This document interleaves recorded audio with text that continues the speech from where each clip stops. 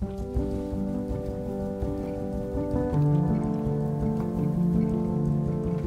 m'appelle Nadine Laoud, j'ai 55 ans, j'habite à Paris et je suis la fondatrice de l'association Veni Verdi.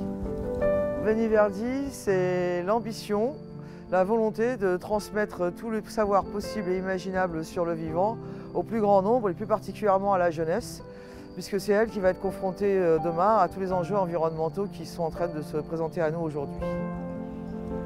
Concrètement, on installe des fermes pédagogiques essentiellement dans les établissements scolaires.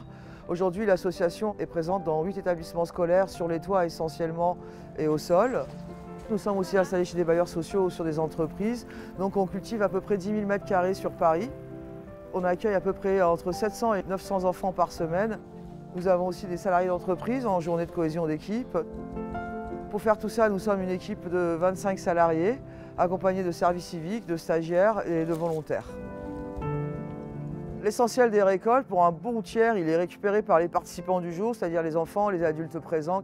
Un autre tiers est vendu directement aux habitants du quartier ou auprès d'acteurs de l'économie sociale et solidaire, des épiceries ou des associations.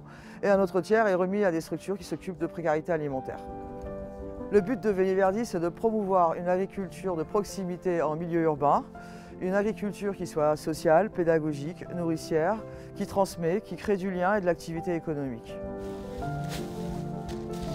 Je viens ici le mercredi parce que c'est un peu mon havre de paix.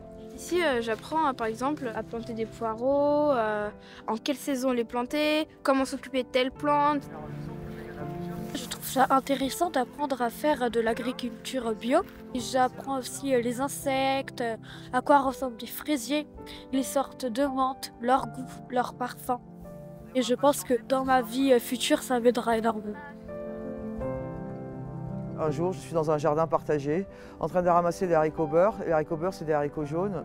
Et il y a un enfant qui se joint à moi et qui me regarde travailler et qui m'aide. Et puis tout d'un coup, il me dit je ne savais pas que ça poussait comme ça, les frites. J'ai pris conscience tout d'un coup que toute une génération d'enfants n'avait plus aucun contact avec le vivant et ne connaissait que la ville et l'essentiel de la ville.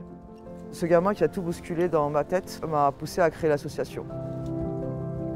Le prix Terre de Femmes de la Fondation Yves Rocher est important pour l'association parce que d'abord et avant tout, c'est une reconnaissance du travail qui est porté par toutes les équipes de l'association. C'est de la visibilité, donner envie à des gens de porter ce genre de projet. Quel que soit le projet qu'on porte, le plus intéressant, c'est pas l'arrivée, c'est le chemin.